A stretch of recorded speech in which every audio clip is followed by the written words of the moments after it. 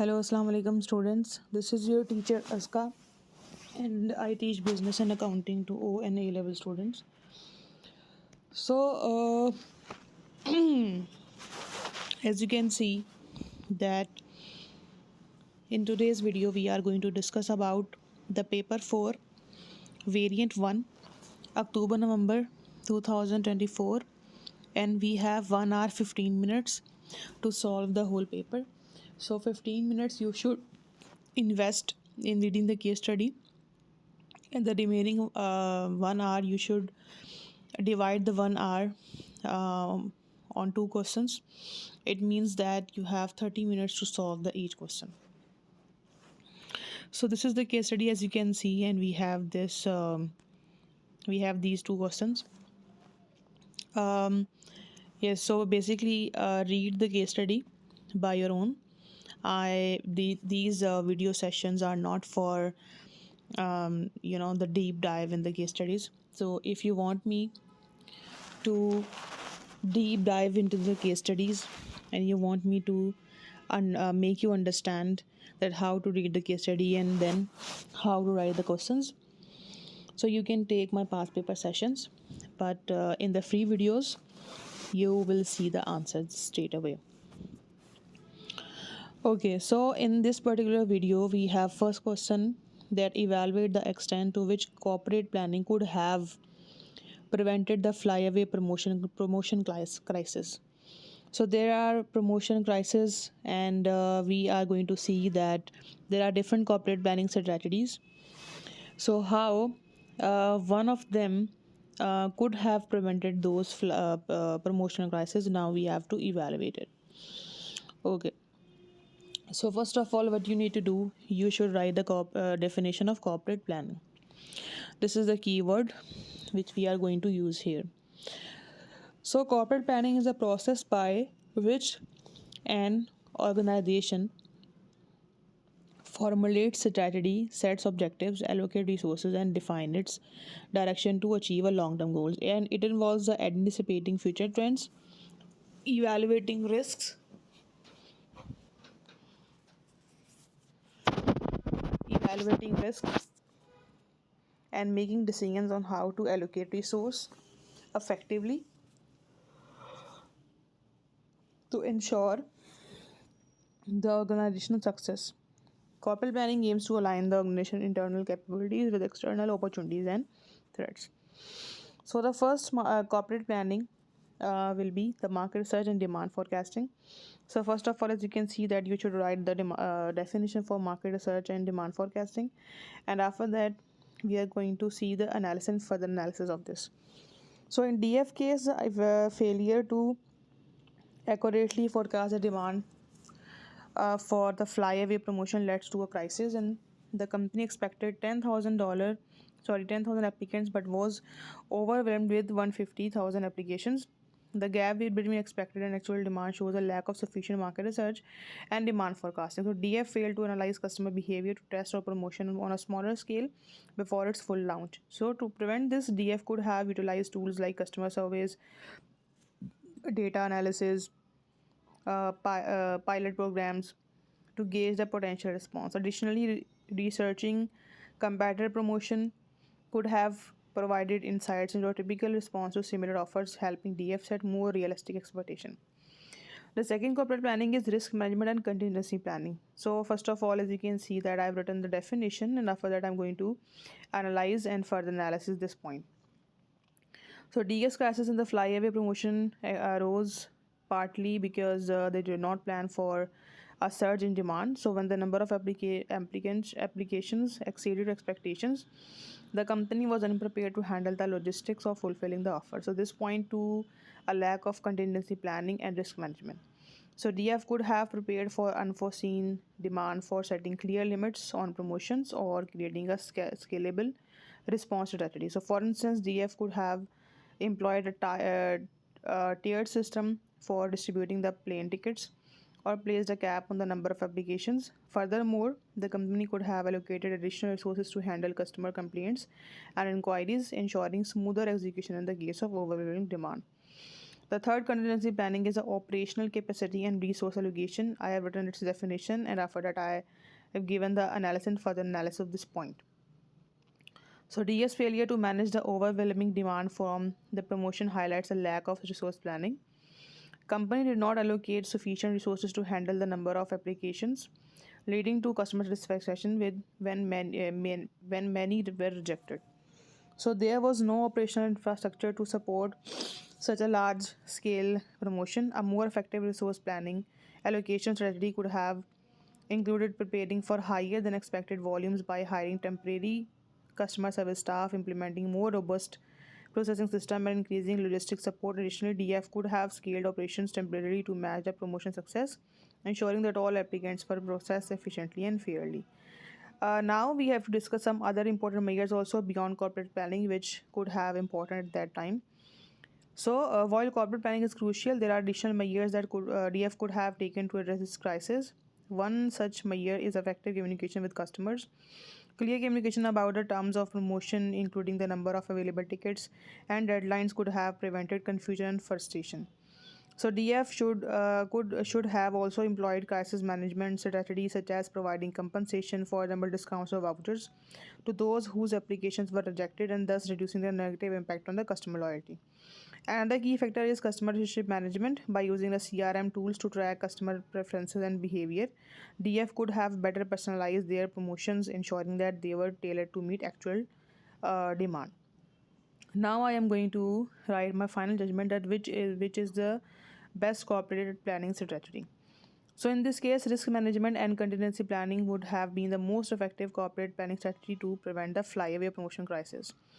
This strategy would have allowed DF to anticipate the possibility of high demand and set clear guidelines of managing it. By having contingency plans in place, such as capping the promotion or offering alternative rewards, DF could have reduced the risk of customer dissatisfaction and negative publicity. While market research and demand forecasting are also important, it is difficult to forecast demand perfectly, especially for a promotion that have gone viral. Thus, while market research could have improved DF's understanding, the true prevention of the crisis lay in being prepared for various possible outcomes through risk management. Operation capacity and resource allocation is also important, but it would have not been sufficient on its own without the foresight provided by risk management. So, DF could have scaled its operations, but without a clear strategy for handling potential challenges, additional resources would likely have been insufficient. So, therefore, risk management and contingency planning should have been DF's top priority, as it is directly address the uncertainties and potential challenges that arose during the promotion. Now we are going to see the question number 2, which is related to advise DF on likely impact of ratio results on its choice of future growth strategy. So we have different data information in the case. So I just use those information here, and I analyze those points. So in this case, DF needs to make an informed decision on its future growth strategy based on the financial ratio. Financial ratio provided in the case study are crucial indicators of DF current financial health and operational performance. So first of all, we have the financial ratios overview. So we have first of all the gross profit margin, which is 40% in 2014. In 2017, it is 45%, then 20, and then 25. So gross profit margin has fluctuated significantly, peaking in 17 and then falling in 2020, likely due to increased competition or rising cost. The second ratio is return on capital employed, which is decrease in decrease in ROCE since 2017, indicates that DF ability to generate profit from its capital has slowed down, which may suggest inefficiency or declining the profitability. If we talk about the current ratio, so the current ratio has improved over time, suggesting that better liquidity and DF's ability to meet short-term liabilities, and this is a positive indicator of the financial stability. If we talked about the trade receivable turnover, so there's an improvement in trade receivable turnover, shows that DF has become more efficient at collecting payments, which could improve cash flow. And the trade payables turnover is increase in trade payable turnover is concerning, as it may indicate that DF is delaying payments to suppliers, which could damage supplier relationship. Return of inventory turnover, if you see that there is a significant decrease in inventory turnover in 2023, which is 6 times. So it suggests that DF is holding on to stock for longer periods and which could indicate inefficiency in inventory management.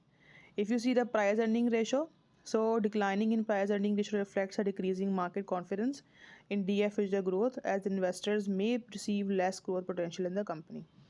And if you see the gearing ratio, so there's an increasing gearing ratio indicates that DF has been taking on more debt relative to equity, which increases financial risk and could limit the company's stability ability to secure further financing. After that, there's an impact of ratio and how the ratios impact the growth strategy. So, based on the analysis of these ratios, DF's financial position suggests that some challenges and areas for improvement which should be considered when choosing a growth strategy. If you see the gross profit margin and also ROCE, so there is a significant decline in the gross profit margin and ROCE since 2017, indicates the DF profitability is under pressure, possibly due to increased competition or inefficiency in its operations. And if DF choose growth strategy that requires substantial capital investment, for example, taking over a manufacturer or developing the AI products, it will need to address these issues by improving operational efficiency and finding ways to reduce cost. So, our recommendation for DF is that DF may need to prioritize cost control measures and operational improvement in the short term to restore the profitability before embarking on a aggressive growth strategy.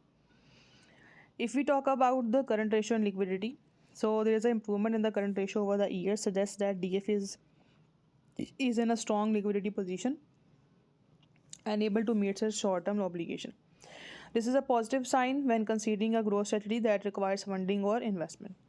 So DF should solid liquidity positions makes it more suitable to consider a strategy requiring the initial investment. So such as developing AI-powered floor cleaners, they have enough resources to support R&D and innovation in the medium term. And if you talk about a trade receivable turnover and cash flow, so there is a significant improvement in trade receivable turnover, indicates that DF is now more efficient at collecting payments, which will enhance cash flow. So this improvement could support a growth strategy by providing the company with more working capital for expansion projects. So DF can invest more in its R&D strategy for AI-powered products as the improved cash flow will support such an initiative.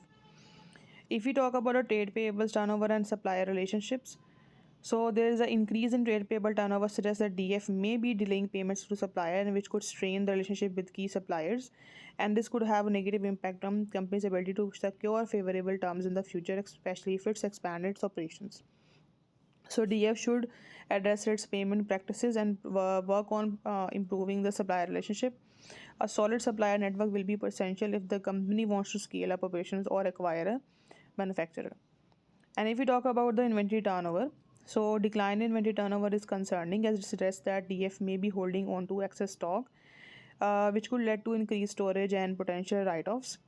So DF needs to streamline its inventory management and reduce stock levels to improve cash flow and operational efficiency before pursuing a significant growth strategy. And if we talk about the PE ratio and market perception, so declining PE ratio signals that market's confidence in DF future prospect has diminished, and this could be result of a lower growth potential or higher perceived risk. So DF should focus on regaining investor confidence by improving profitability and demonstrating a clear growth trajectory before considering an expansion into new markets or innovative product lines. And the gearing and financial risk. So increasing gearing ratio indicates that DF is taking on more debt, which increases its financial risk. A high level of debt could limit DF ability to invest in future growth and may result in higher interest payments, especially if the company's profitability continues to decline. So DF should focus on reducing its debt and improving its financial leverage before making significant growth investment. So a strategy that requires high capital investment should only be pursued once DF has stabilized its debt position. Now let's move forward to the conclusion and advice for growth strategy. So based on the financial ratio, DF should carefully consider growth strategy B, increasing investment in research development R&D to develop the artificial intelligence floor cleaners. Justification for growth strategy B is that DF has a relatively strong liquidity position and improved cash flow, which makes investment in R&D feasible. So while the company's profitability is under pressure, so an AI product could help DF differentiate itself in the market and command higher margins, so ultimately improving its profitability. The low comparative rivalry in the AI floor cleaner market suggests less risk compared to the high competition in the battery powered floor cleaner market. So why growth strategy A takeover or a manufacturer is the less suitable? So basically, DF increasing gearing ratio and declining its profitability make it more vulnerable to financial strain. So acquiring a manufacturer could exacerbate its debt burden and may be too risky given the current financial situation. So in conclusion, strategy B aligns better with DF financial condition and market position. So as it's leverage the company's liquidity and cash flow while minimizing the risk associated with the high competition and additional debt. However, DF should first address its operational inefficiency and reduce the debt before committing to large scale investment. So, this is it for today. We have covered the P4 variant 1 as well. So, today the business A levels all past paper October 2024 has been completed, and I'm going to add this video in my playlist. So if you want to learn about the past paper from May June 2022 to May June 22 to 2024, so you can check this playlist, and you can watch the other videos as well. And if you want to enroll into my past paper session, so you can text me on WhatsApp, and my past paper session is going to start from the very first March of 2025 for the May 2025 sitting. Goodbye.